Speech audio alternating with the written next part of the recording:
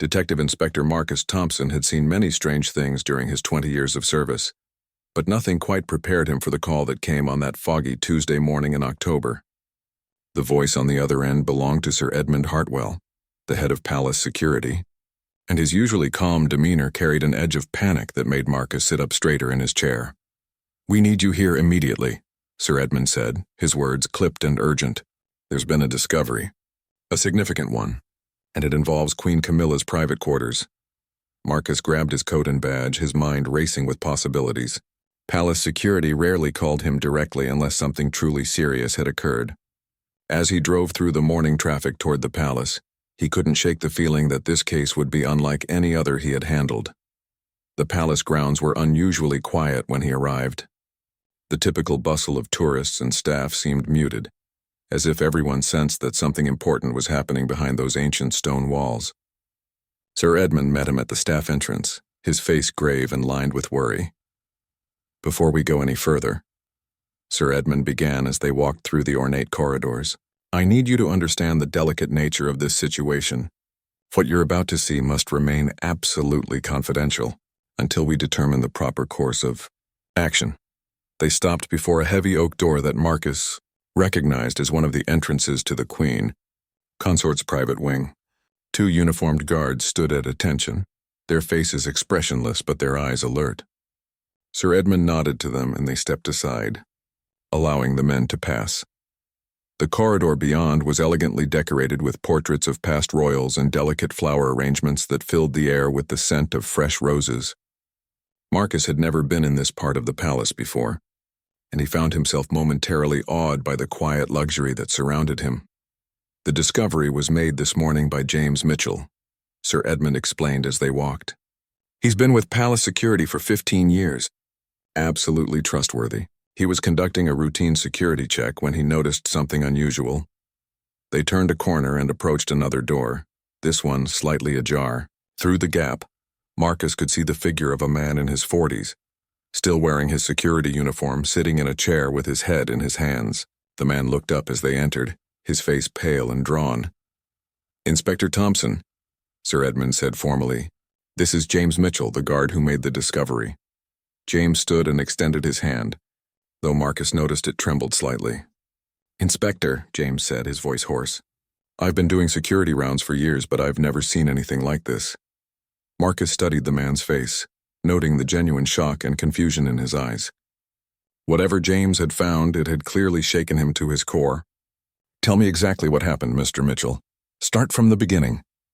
James took a deep breath and glanced at Sir Edmund, who nodded encouragingly. "I was doing my usual morning rounds," James began. "Everything seemed normal. I checked all the standard access points, tested the security systems, made sure everything was locked up tight. Queen Camilla is away on official business this week, so the wing should have been completely secure." He paused, running his hand through his hair, but when I got to her private dressing room, I noticed the door was slightly open.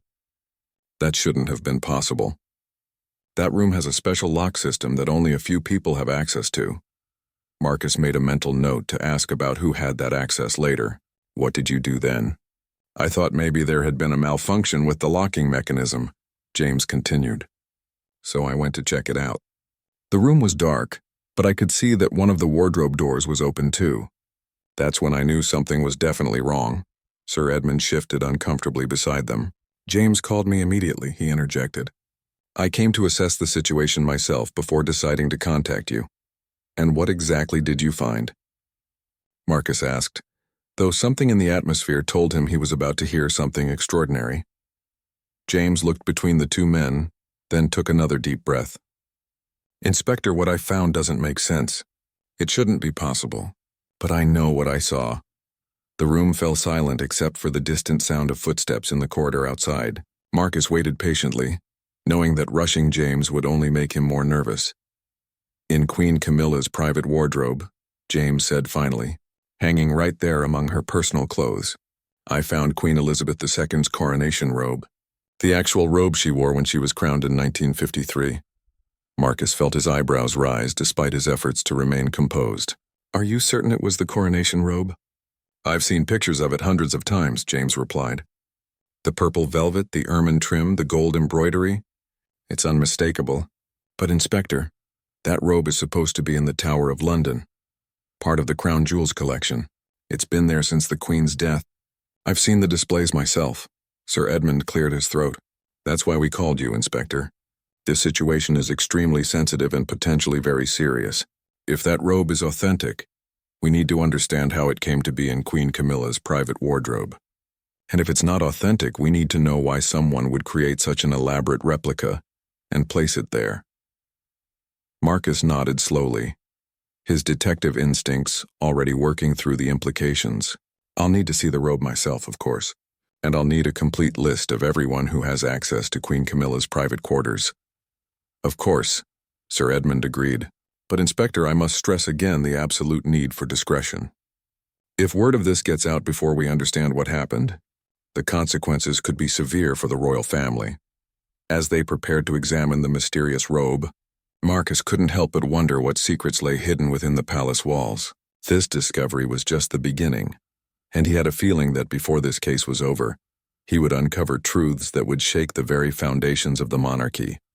The private dressing room was larger than Marcus had expected, with mirrors lining one wall and elegant lighting that cast a warm glow over the space. Rows of carefully organized clothing hung in perfect order, each piece representing the finest in royal fashion. But all of that faded into the background when Marcus saw what had caused such alarm.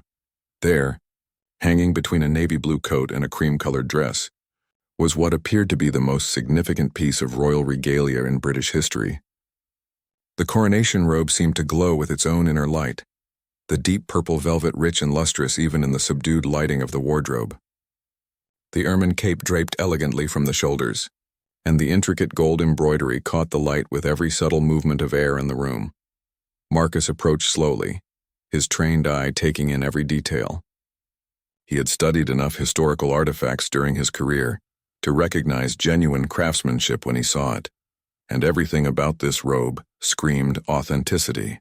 The weight of the fabric, the precision of the stitching, the way the materials had aged, it all pointed to a garment that was decades old and extraordinarily valuable. How long has Queen Camilla been away? Marcus asked, not taking his eyes off the robe. She left for Scotland 3 days ago, Sir Edmund replied.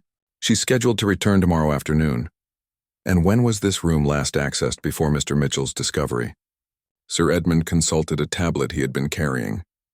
According to our security logs, the room was last entered 6 days ago by Margaret Whitfield, Queen Camilla's personal dresser. She was preparing outfits for the Scotland trip. Marcus turned to James, who was standing near the doorway as if reluctant to come closer to the mysterious robe. When you first saw this, did you touch anything? Move anything? James shook his head vigorously. No, sir. The moment I realized what I was looking at, I backed out of the room and called Sir Edmund immediately. I've been careful not to disturb anything. Good thinking, Marcus said approvingly. He pulled out his phone and began taking photographs from multiple angles, being careful not to use the flash that might damage the delicate fabric. Sir Edmund, I need you to arrange for a textile expert to examine this robe, someone who specializes in historical garments and can definitively determine its authenticity. I know just the person, Sir Edmund said, Dr. Sarah Chen from the Victoria and Albert Museum. She's worked with royal garments before and has the highest security clearance. As Marcus continued his examination, he noticed something that made him pause. Carefully pinned to the inside of the robe's collar was a small piece of paper, yellowed with age. There's a note, he said quietly. Sir Edmund and James moved closer as Marcus used a pen to carefully lift the corner of the paper without removing it. In elegant handwriting, barely visible due to the paper's age, were the words, "For my dear Camilla when the time comes. E.R." The silence in the room was deafening. Marcus felt the weight of the discovery settling over them like a heavy blanket. E.R. could only mean Elizabeth Regina, Queen Elizabeth II herself. Sir Edmund, Marcus said carefully, I need to know everything about the relationship between Queen Elizabeth and Queen Camilla. Everything that isn't common public knowledge. Sir Edmund looked uncomfortable, shifting his weight from one foot to the other. Inspector, that's quite a request. Much of the personal relationships within the royal family are private matters. This isn't about gossip or invasion of privacy, Marcus replied firmly. If Queen Elizabeth II left this robe specifically for Queen Camilla, it suggests a level of planning and intention that could be crucial to understanding how it came to be here. Was there any indication that the late Queen had made special provisions for personal items to be given to family members after her death? There were certainly bequests in her will, Sir Edmund admitted. Various pieces of jewelry, personal items, things of sentimental value. But the coronation robe wasn't mentioned specifically. At least not in any documentation I'm aware of. Marcus walked around the robe, studying it from every angle. The more he looked at it, the more convinced he became that this was indeed the genuine article. But that raised even more questions. How had it been removed from the Tower of London without anyone noticing? When had it been placed in this wardrobe? And most importantly, who had access to both locations? I need to speak with Margaret Whitfield, Marcus said. And I need a complete security review of both this location and the Tower of London. If this robe was moved without authorization, there could be serious security breaches we need to address. James, who had been quietly listening to the conversation, suddenly spoke up. Inspector, there's something else. Something I didn't mention before because I wasn't sure if it was important. Marcus turned to him expectantly. What is it? Yesterday, when I was doing my evening rounds, I saw someone leaving this wing of the palace. It was late, around 11 o'clock. I thought it was strange because Queen Camilla wasn't here, but the person had proper identification and clearance. Who was it? Sir Edmund asked sharply. Lady Victoria Pemberton, James replied. She said she was retrieving some documents for Queen Camilla's upcoming engagements. She had the proper authorization, so I didn't question it. Marcus made another note in his notebook. Lady Victoria Pemberton was Queen Camilla's private secretary, a woman who had been with the royal household for over 30 years. If anyone would have access to Queen Camilla's private quarters, it would be her. Did Lady Pemberton seem nervous or unusual in any way? Marcus asked. James thought for a moment. Now that you mention it, she did seem a bit flustered. She was carrying a large garment bag, which I thought was odd since she said she was collecting documents. But she's always been very professional, so I assume she had her reasons. The pieces of the puzzle were starting to come together, but Marcus knew he was still missing crucial information. The note from Queen Elizabeth suggested this was an intentional bequest. But the secrecy surrounding it raised questions about why it hadn't been handled through normal channels. Sir Edmund, I need to interview Lady Pemberton as soon as possible, Marcus said, and I want to review all security footage from the past week, particularly any showing access to this wing of the palace. Of course, Inspector. I'll arrange for Lady Pemberton to be available within the hour. As they prepared to leave the dressing room, Marcus took one last look at the coronation robe. Something about this whole situation felt orchestrated, as if events had been set in motion long ago and were only now coming to light. The question was whether this was simply the fulfillment of a beloved queen's final wishes, or if there were darker forces at work within the palace walls. The investigation was just beginning, and Marcus had a feeling that before it was over, he would uncover secrets that went far deeper than a misplaced piece of royal regalia. Lady Victoria Pemberton arrived at the palace security office exactly 1 hour later, her silver hair impeccably styled and her navy blue suit showing not a single wrinkle. Despite the early morning urgency of the situation, Marcus had spent the intervening time reviewing security footage and personnel files, and what he had discovered only deepened the mystery surrounding the coronation robe. Lady Pemberton, Marcus began as she settled into the chair across from his temporary desk. Thank you for coming in so quickly. I know this must be concerning for you. Victoria's expression remained composed, but Marcus noticed the slight tension around her eyes. Of course, Inspector. Sir Edmund mentioned there was some sort of security issue involving Queen Camilla's quarters. I'm happy to help in any way I can. I understand you visited Queen Camilla's private wing yesterday evening around 11 o'clock. Can you tell me the purpose of that visit? Certainly, Victoria replied without hesitation. I needed to retrieve some correspondence related to Queen Camilla's upcoming state dinner preparations. There were specific notes about seating arrangements that she had left in her private study. Marcus made a note, then looked up at her directly. Our security guard mentioned you were carrying a garment bag. Can you explain what that was for? For the first time, Victoria's composure seemed to crack slightly. She paused for just a moment too long before answering. Yes, well, I was also collecting a dress that needed to be sent for cleaning. Queen Camilla had worn it to a charity event last week and wanted it properly maintained. Which dress was that? Marcus asked, his pen poised over his notebook. Victoria's pause was longer this time. I'm afraid I don't recall the specific details. Queen Camilla has so many garments, and I handle dozens of such arrangements each week.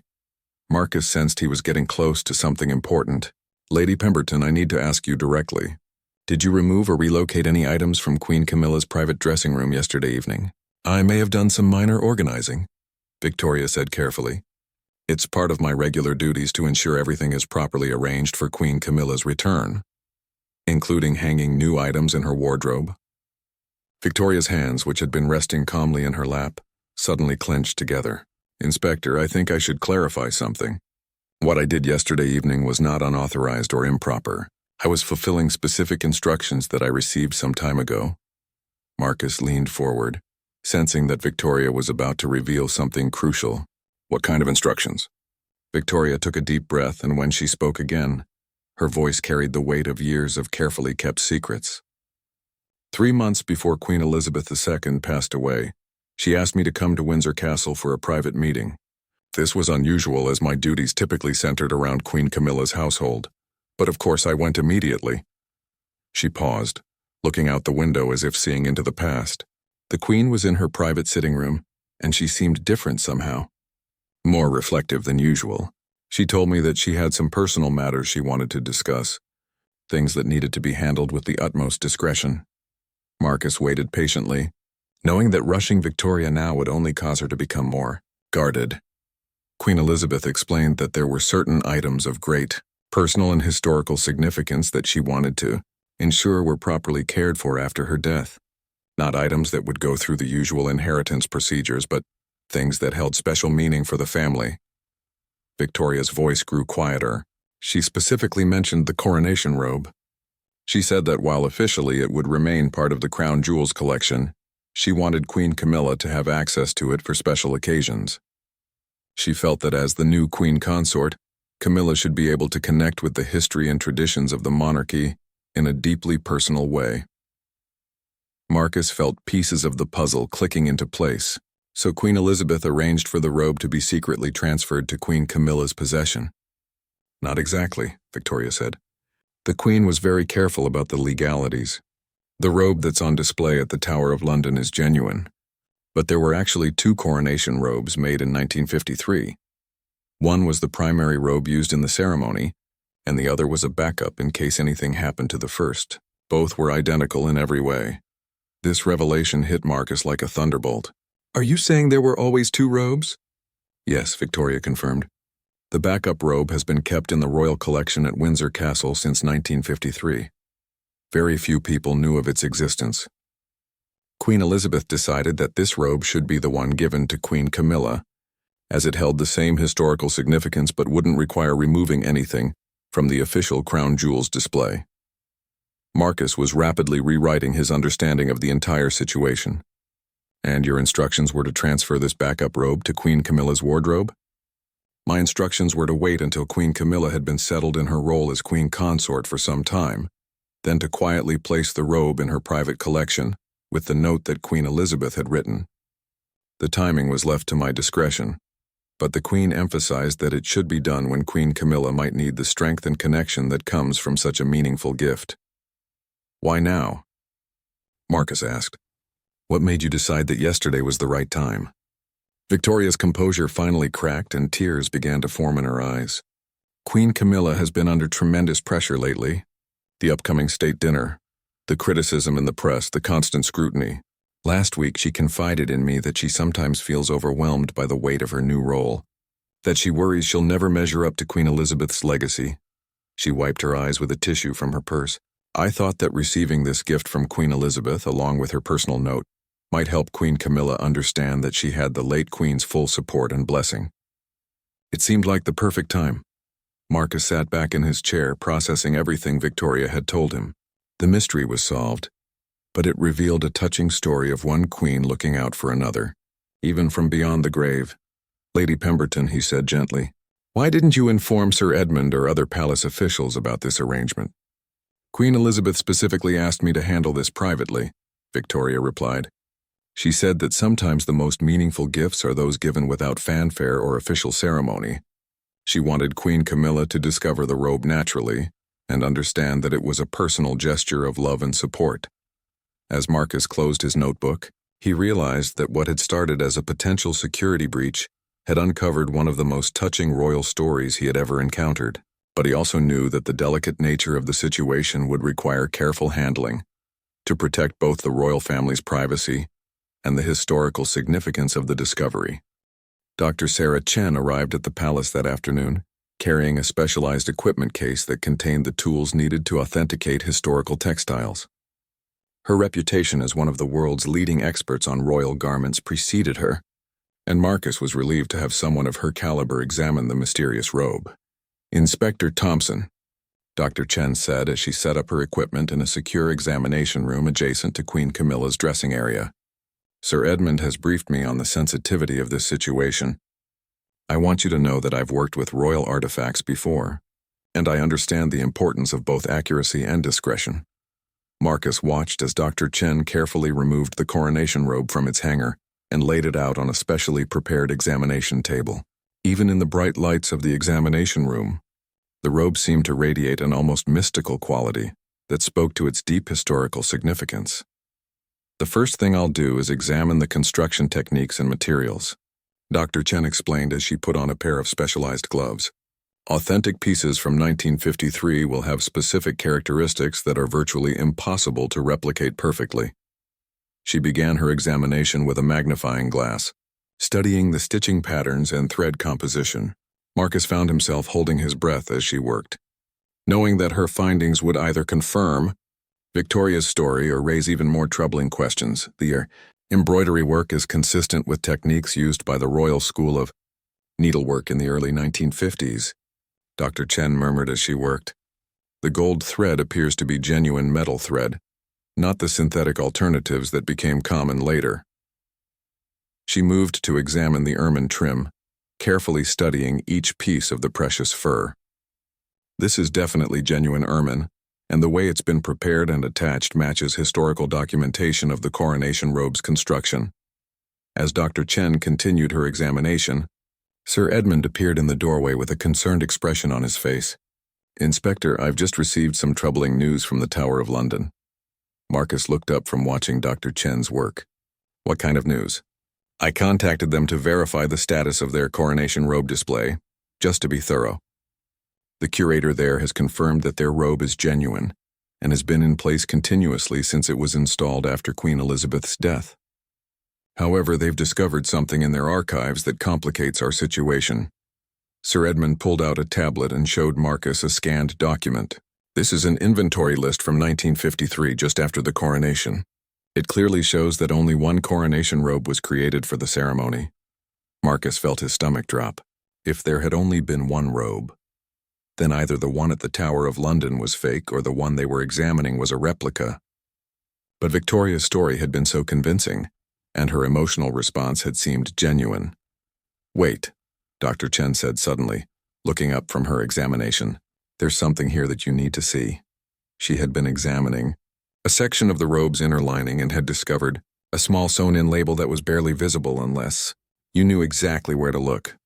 Using a specialized light, she made the faded text readable. "Royal Wardrobe Department, Secondary Production, ER Private Collection," she read aloud. "And there's a date, June 1953. Marcus moved closer to see the label for himself. "Secondary production? What does that mean?" Dr. Chen was already formulating a theory. "In my experience with royal garments, secondary production often refers to items created for backup purposes or private use. It's possible that while only one robe was officially commissioned for the coronation ceremony, additional items were created for the royal family's personal collection." Sir Edmund looked skeptical. "But why wouldn't such an important detail be in the official records?" "Because it wasn't intended to be public knowledge," a new voice said from the doorway. They all turned to see an elderly woman in an elegant coat, leaning heavily on a walking stick. "I'm sorry to interrupt, but I believe I can shed some light on this situation."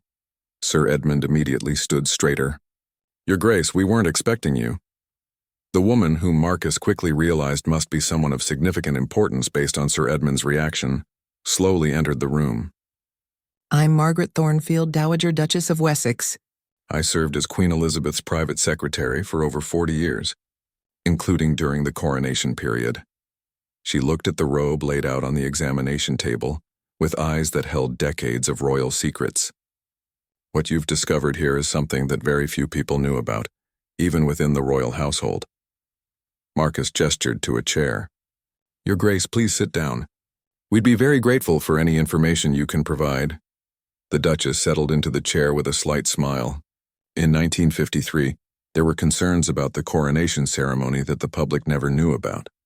The original robe was incredibly heavy and ornate, and there were worries about what would happen if something went wrong during the lengthy ceremony. She paused to catch her breath before continuing. A decision was made to create an exact duplicate of the coronation robe, using the same materials and craftsmen, but with slight modifications to make it more comfortable for extended wear. This backup robe was kept at Windsor Castle, ready to be used if the primary robe was damaged or if the Queen needed to change during the day's events. Dr. Chen looked up from her examination with excitement. That would explain the slight differences I'm noticing in the construction. This robe appears to be made with the same materials and techniques, but there are small variations that suggest it was created with comfort and practicality in mind, rather than purely ceremonial purposes. Exactly, the Duchess confirmed. After the coronation, the backup robe became part of Queen Elizabeth's private collection. She was quite fond of it, actually. She said it reminded her of the most important day of her reign, but without the overwhelming weight of public scrutiny.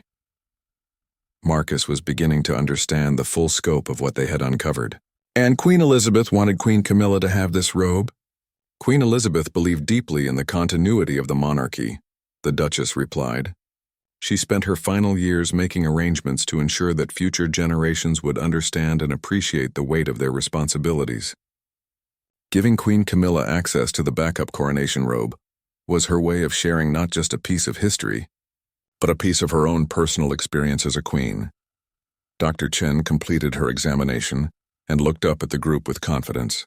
Based on my analysis, I can confirm that this robe is authentic to the 1953 period.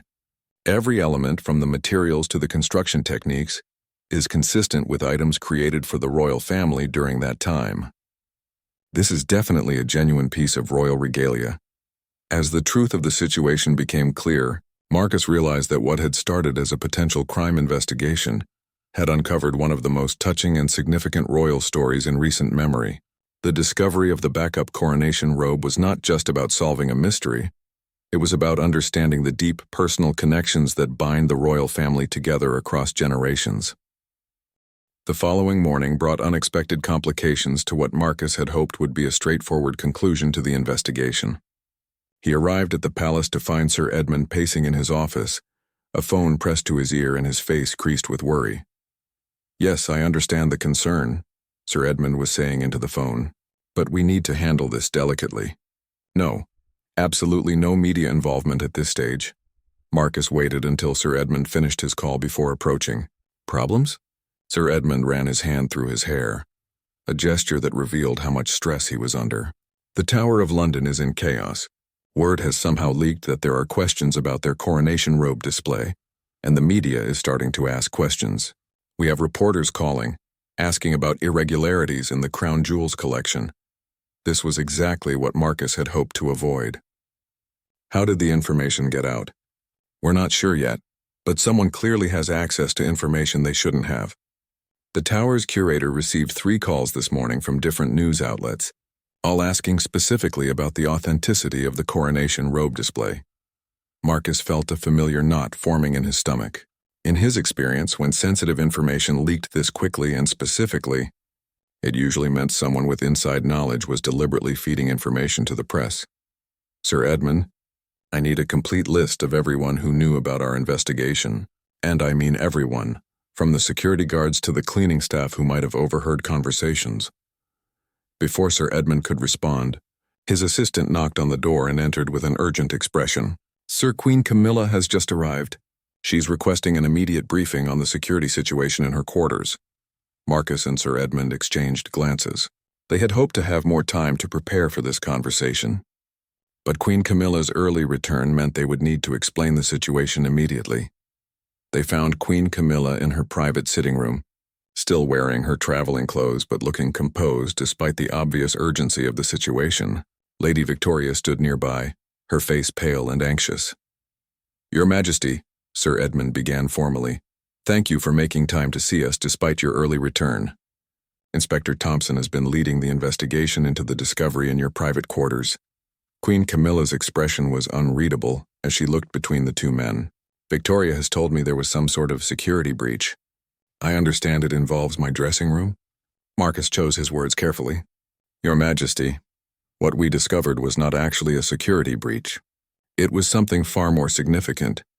He went on to explain the finding of the Coronation Robe, Victoria's confession about Queen Elizabeth's instructions, and the authentication process that had confirmed the robe's historical importance. As Marcus spoke, he watched Queen Camilla's expression change from concern to surprise to something that looked almost like wonder. When he finished explaining about the backup robe and Queen Elizabeth's intentions, tears had formed in her eyes. "She left this for me?" Queen Camilla asked quietly, her voice barely above a whisper. "Yes, Your Majesty," Victoria said, stepping forward. "Queen Elizabeth specifically wanted you to have it. She said it was important for you to understand that you had her complete support and blessing." Queen Camilla was quiet for a long moment, clearly processing the emotional weight of the revelation. When she spoke again, her voice was stronger but still filled with emotion. "I had no idea. Elizabeth never mentioned anything about this to me directly. She wanted it to be a surprise," Victoria explained. She felt that receiving it naturally without ceremony or formality would make the gift more meaningful. Marcus watched this exchange with growing unease. While the story was touching, the leak to the media suggested that someone was trying to turn this private moment into a public spectacle. "Your Majesty, I'm afraid there's another complication we need to discuss." He explained about the media inquiries and the potential for the story to become public before they could control the narrative. Queen Camilla's expression hardened as she understood the implications. "Someone is deliberately trying to create a scandal," she said with certainty. "The timing is too convenient and the information too specific to be coincidental." Sir Edmund nodded gravely. "That's our assessment as well, Your Majesty. We believe someone with knowledge of the investigation is feeding information to the press, possibly to embarrass the royal family or create controversy." Queen Camilla stood and walked to the window, looking out at the palace grounds where a small crowd of photographers had already begun to gather. "They smell a story," she said with resignation. "Once the media believes there's a royal scandal brewing, they won't let go until they have answers." Marcus had been thinking about this problem since Sir Edmund first mentioned the media calls. "Your Majesty, I believe our best approach is to get ahead of the story. If we can control the narrative and present the facts in the right context, we can turn this from a potential scandal into a positive story about Queen Elizabeth's lasting love for her family.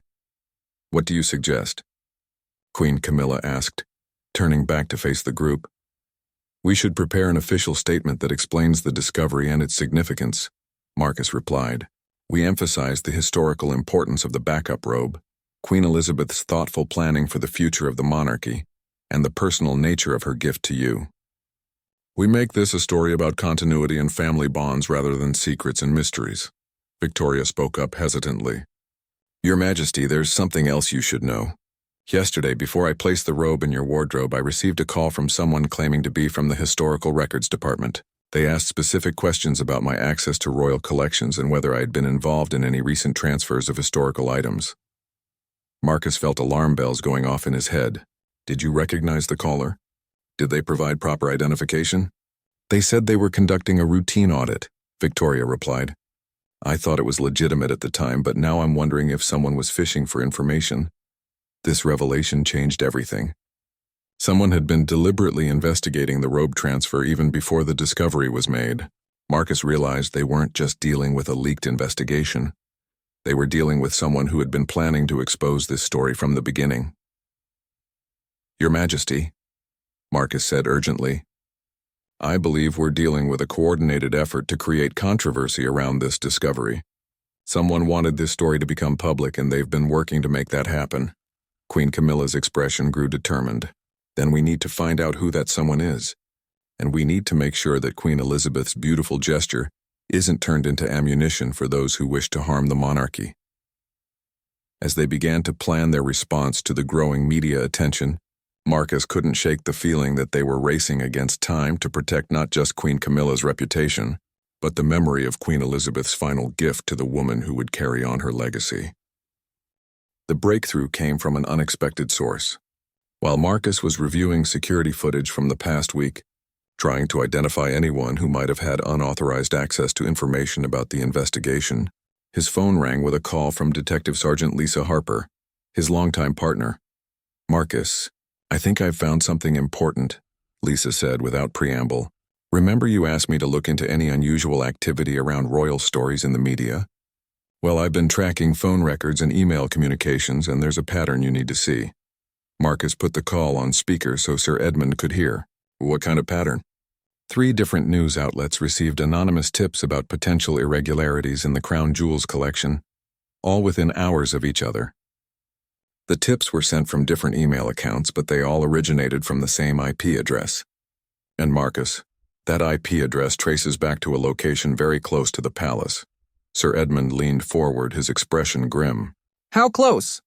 "Close enough that whoever sent those emails was likely on palace grounds when they sent them," Lisa replied. "I'm sending you the technical details now. But the important thing is that this wasn't some random leak. Someone with physical access to the palace deliberately contacted multiple media outlets to ensure the story would get attention." Marcus felt pieces of a larger puzzle beginning to fall into place. "Lisa, can you also check if there were any other communications from that same IP address in the days leading up to the media calls?" "Already on it. I found several calls to a number registered to Victoria Pemberton. And here's where it gets interesting.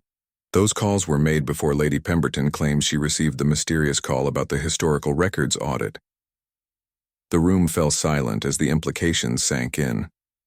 Someone had been monitoring Victoria's activities and communications, possibly for weeks before the discovery of the robe. Sir Edmund stood and began pacing again. This suggests we're dealing with someone who had advanced knowledge of the robe transfer. Someone who knew what Victoria was planning to do and decided to use it for their own purposes. Marcus was already forming a theory. The question is whether this person learned about Queen Elizabeth's instructions by accident, or whether they've been systematically gathering information about private royal arrangements. His phone buzzed with an incoming message from Lisa. As he read it, his expression grew increasingly serious. "Sir Edmund, we have a bigger problem. Lisa's traced additional communications from that same location to several tabloid journalists, and some of these communications go back months. This isn't just about the robe. Someone has been feeding royal information to the media for an extended period." Before Sir Edmund could respond, there was a commotion in the corridor outside. Voices were raised, and Marcus could hear someone arguing with palace security. Sir Edmund moved to the door and opened it slightly to listen. "I demand to speak with someone in authority," a woman's voice was saying. "I work here, and I have information about the security situation that's vital to the investigation." Sir Edmund opened the door wider, and they saw a middle-aged woman in a palace staff uniform being held back by 2 security guards.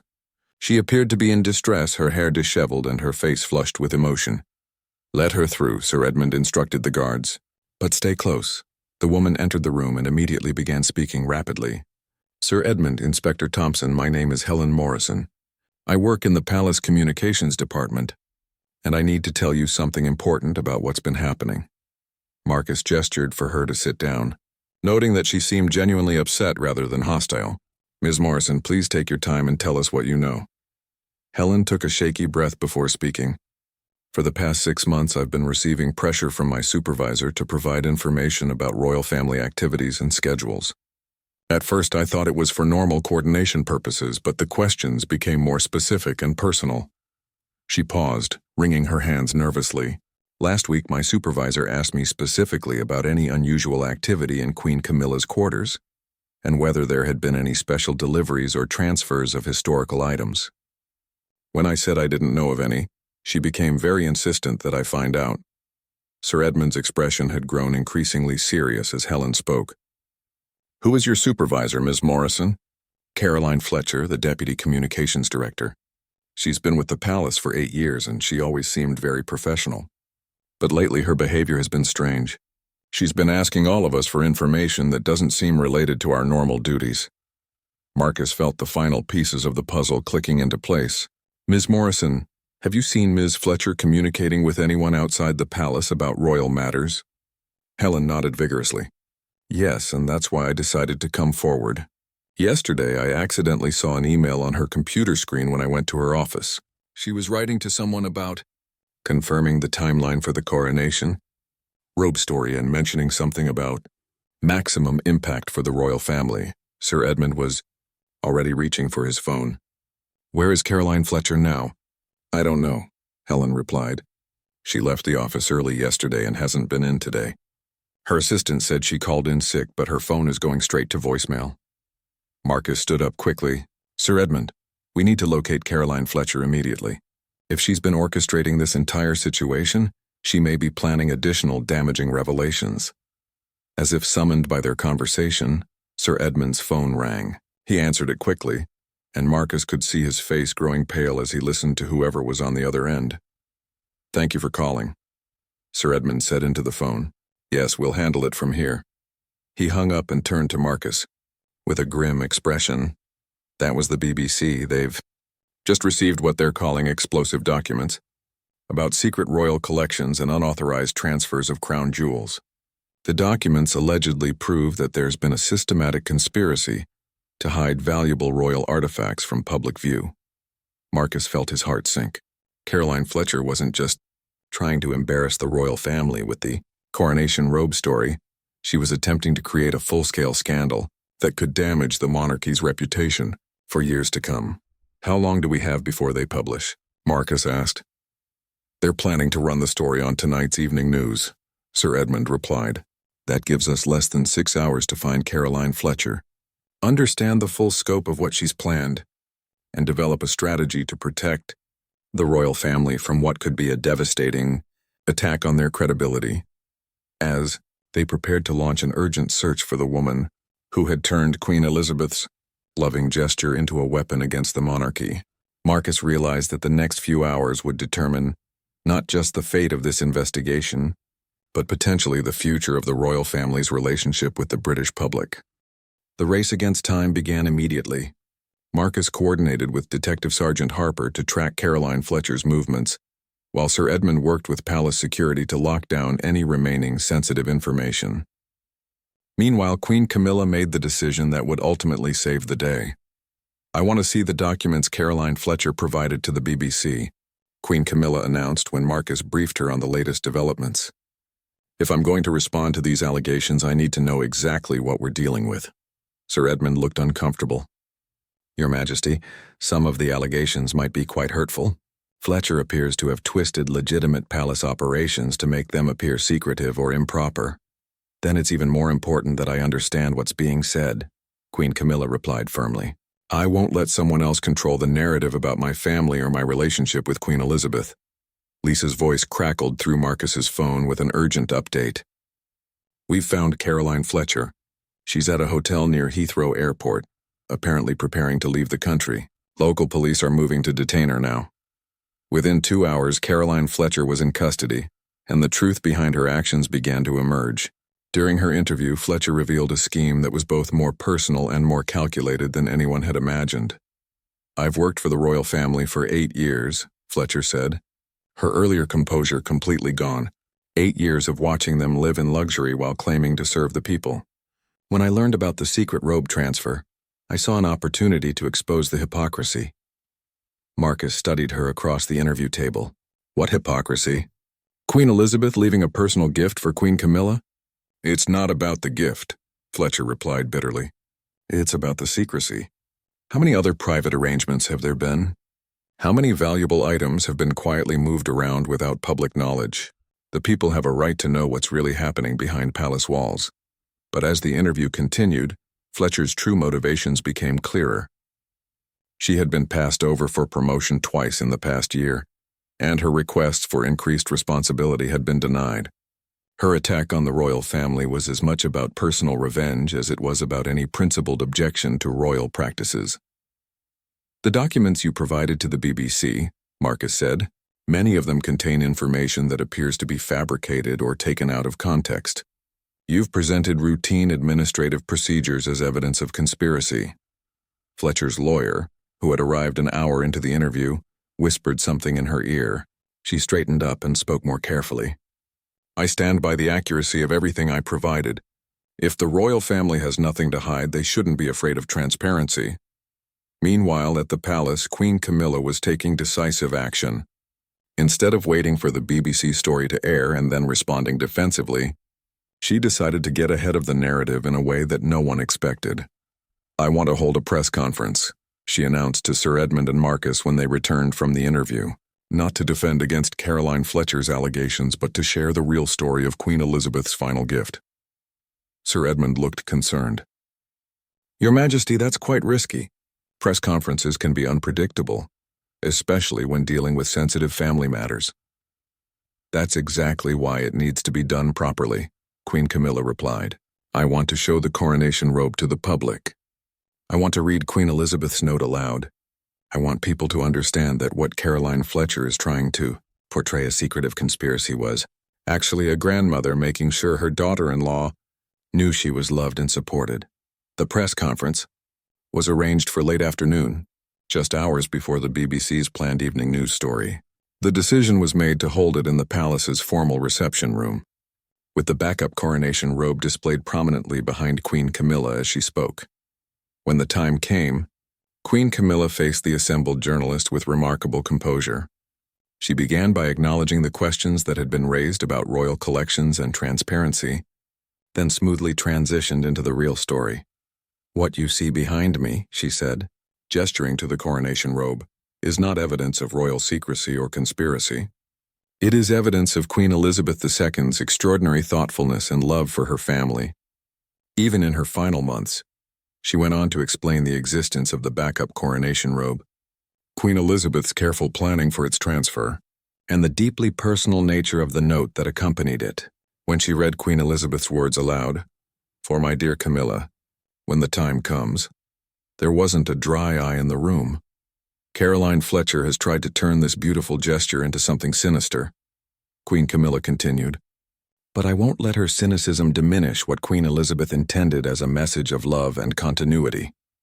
This robe represents the unbroken chain of service that connects every monarch to those who came before and those who will come after. The questions from journalists that followed were respectful and focused on the historical significance of the discovery rather than any alleged conspiracy. By the time the press conference ended, the narrative had been completely transformed. That evening, instead of running a story about royal secrets and hidden conspiracies, the BBC led with a touching piece about Queen Elizabeth's final gifts to her family and the discovery of a previously unknown piece of coronation history. Caroline Fletcher's allegations were mentioned briefly as the desperate actions of a disgruntled employee, but they were overshadowed by the genuine emotion and historical significance of the real story. In the weeks that followed, the backup coronation robe became a symbol of the continuity between Queen Elizabeth's reign and the new era under King Charles and Queen Camilla. Public tours were arranged so that people could see the robe and learn about its history, turning what could have been a scandal into an opportunity for the public to connect more deeply with royal traditions.